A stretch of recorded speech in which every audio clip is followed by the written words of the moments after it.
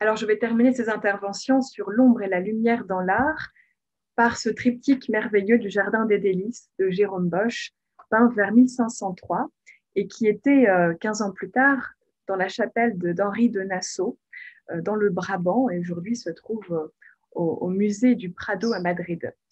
Alors, l'ombre ici, vous voyez, du troisième jour qui en est à sa création, avec Dieu le Père en train d'ouvrir son livre comme s'il était le Verbe, eh bien, fait place à cette lumière époustouflante, sertie de 101 personnages. Donc là, vous êtes dans le paradis terrestre, mais aussi le jardin des délices, hein, dans cette partie centrale, même si le terme a été donné beaucoup plus tard. Alors, il nous pose encore toutes les questions, hein, ce jardin des délices. Donc, je vais essayer de vous en décortiquer certains détails avant de terminer par les enfers. Évidemment, nous sommes au jour du jugement dernier. Alors, en s'approchant du paradis terrestre, vous voyez ici Adam tout émoustillé par la présentation d'Ève par le Christ. Il vient de se réveiller, il est un petit peu rosé, Adam, et vous savez qu'Ève est née de sa propre côte. Alors la voici en blonde et fine, avec ses cheveux qui lui tombent jusqu'aux genoux, dans ce décor paradisiaque au sens propre, avec ses couleurs extrêmement vives et chatoyantes. Regardez cette très très étonnante fontaine de vie, mi-minérale, mi-végétale, avec une sorte de gothique flamboyant, hein, dans les inspirations peut-être. Mais remarquez au sein de cette fontaine, hein, la présence de la chouette qui peut nous faire penser au mal déjà installé dans ces premiers jours de la création du monde. Alors, pour le moment, hein, tout le monde vit en harmonie, même les dragons, vous voyez, avec les sangliers, les porcs-épics, les girafes. Et puis cet éléphant, un symbole aussi de frugalité, de chasteté, donc plutôt du côté d'Adam. La girafe est à côté d'un lièvre et vous voyez d'un cygne et d'un paon. Ici, on est sommes du côté d'Ève. Alors, vous voyez peut-être une affiliation à l'orgueil et à la copulation, ce qui est quand même autrement négatif. Alors en contrebas, on commence à voir des créatures sorties tout droit de l'imaginaire de Jérôme Bosch, qui a eu donc un immense succès dans les années suivantes. Vous voyez par exemple un moine poisson qui est en train de lire un ouvrage, mais qui ressemble aussi beaucoup à un lézard quand même. Et puis cet oiseau à trois têtes. Voilà, donc là on ne sait plus trop est-ce qu'on est dans les enluminures ou les drôleries ou tout à la fois, hein, pour montrer cet acte de naissance d'un bestiaire proliférant. Et puis il y a ce rocher aussi dans ce premier volet du triptyque qui a été repris par la suite sous la forme d'un rocher anthropomorphe, hein, chez Salvatore Dali, hein, le grand masturbateur, titre éloquent, hein, qui nous montre Gala, la compagne de Dali, mais l'inspiration aurait été effectivement trouvée au musée du Prado où le peintre a grandi. Alors en effet, on a beaucoup glosé sur les origines surréalistes de, de, de ce courant du XXe siècle.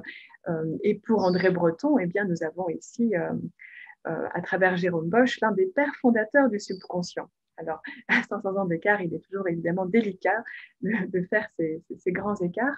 Mais remarquez, il y a quand même des oiseaux qui marquent une sorte de métamorphose. Au départ, ce sont des cygnes, même dans des cigognes. Et puis ensuite, nous avons cette mutation au sein de la grotte en vol d'hirondelles. C'est tout à fait émerveillant, mais peut-être qu'il y a autre chose, hein. Alors, en s'approchant du volet central, eh bien, remarquez, les oiseaux reviennent, mais cette fois-ci tout à fait immenses, surdimensionnés, ce qui montre aussi qu'on est dans un autre monde. Peut-être les premiers fils d'Adam, les de Caïn, hein, la première descendance qui vit en harmonie avec, pourquoi pas, des sauvagesses, hein. On a ici l'image du Nouveau Monde. En même temps, il y a parfois ces femmes des bois, symbole de pureté. Elles vivent voilà, dans un paganisme, mais elles vivent loin de la civilisation. Donc, c'est une forme de mythe, hein, que nous offre ici Jérôme Bosch. Alors, on retrouve ici ces grottes mi-végétales, mi-minérales, tout à fait extraordinaires dans leur polychromie. Et quand on s'approche, vous voyez des personnages qui serpentent dans les 4 fleuves du paradis. Hein, il y a aussi cette référence. Alors, il barbote et puis remarquez des, des barres de cristal aussi qui permettent de les faire grimper tout au sommet. Alors, au centre de ce panneau central se trouve une cavalcade qu'on appelle les fous de Vénus. Vous voyez, l'une d'elles est en train de sortir de l'eau. On se doute qu'il y a un désir qui est projeté à travers cette course folle de chevaliers nus sur leurs animaux sauvages. On sent le désir qui est planté là. Alors, on a droit à des panthères, des lions, des hippogriffes, des porcs-épics, quand même des animaux effectivement sauvages au sens propre. Hein. Mais ici, nul ne s'effraie, sauf peut-être cette chouette qui nous rappelle qu'il y a quelque chose de déviant dans ses amours. Remarquez, nous avons droit aussi à une autre chouette qui est plus grande que cet homme qui a l'air d'en être épris. Donc il y a comme ici un sortilège, mais qui ne semble inquiéter personne. Vous voyez ce couple dans ce liquide amniotique et ce fruit géant qui ressemble à une fraise en son sein. Là, nous sommes vraiment dans un érotisme très fort qu'on n'avait sans doute jamais vu auparavant et qu'on ne verra d'ailleurs plus jamais après. Alors, il est vrai que là, nous sommes dans un décor qui n'a pas été montré du vivant de Bosch. Nous sommes dans une chapelle privée et non pas dans une église.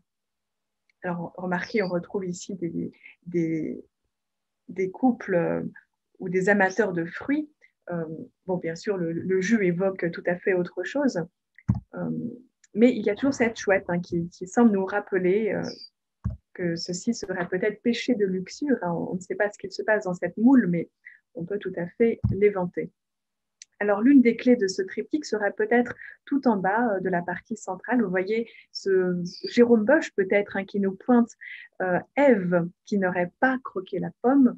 Et donc, peut-être serait-ce là l'un des sens de ce jardin des délices. Et si le monde n'avait pas basculé, et si nous étions restés en harmonie dans cette première création divine. Malheureusement, il n'en est rien, et donc nous allons aller tout droit vers les enfers. Un enfer ici vécu par Jérôme Bosch lorsqu'il était jeune homme. À Bois-le-Duc, il y a eu en effet un incendie, et il y a eu ensuite des visions très, très réalistes faites par lui, notamment dans les Tentations de Saint-Antoine et le Jugement dernier de Vienne. Alors, vous voyez ici les pales du moulin qui s'enflamment, qui sont un feu vivant éternel, puisque là, nous sommes dans les clairs-obscurs de la damnation dont on ne sort jamais. En même temps, vous voyez cette cacophonie hurlante de d'âmes que l'on peut parfaitement imaginer.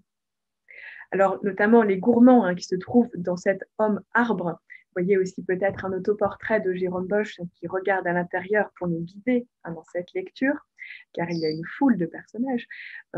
Mais ici, donc, on reconnaît l'un des 7 péchés capitaux avec ce banquet diabolique dans cette créature qui est une invention de Jérôme Bosch pleinement, qui repose quand même sur des barques pour chaussures, car nous sommes sur un fleuve gelé. Ici, les flammes se confondent au gel éternel.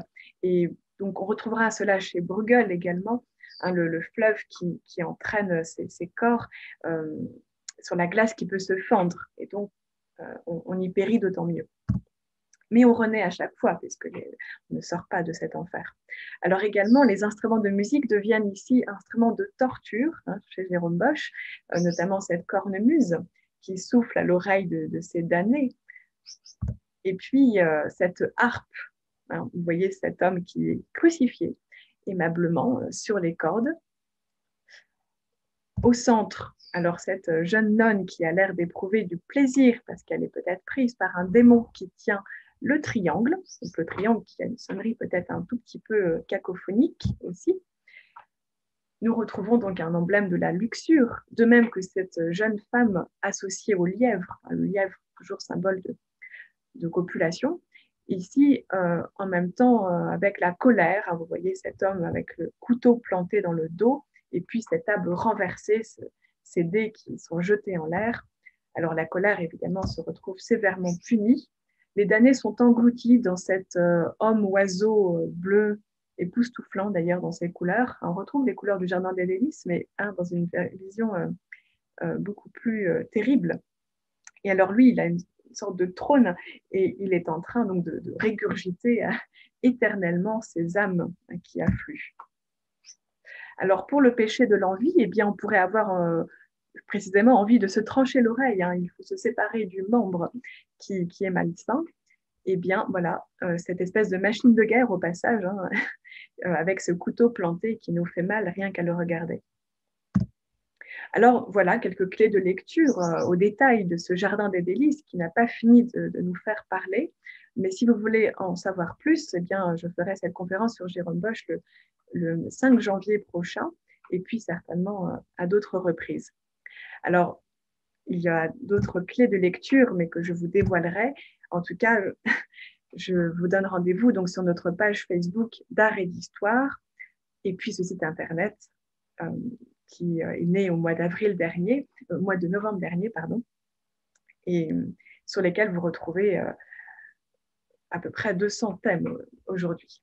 Donc, merci encore de nous avoir suivis pour cette soirée sur l'ombre et la lumière et nous vous donnons rendez-vous pour d'autres thématiques. À très bientôt.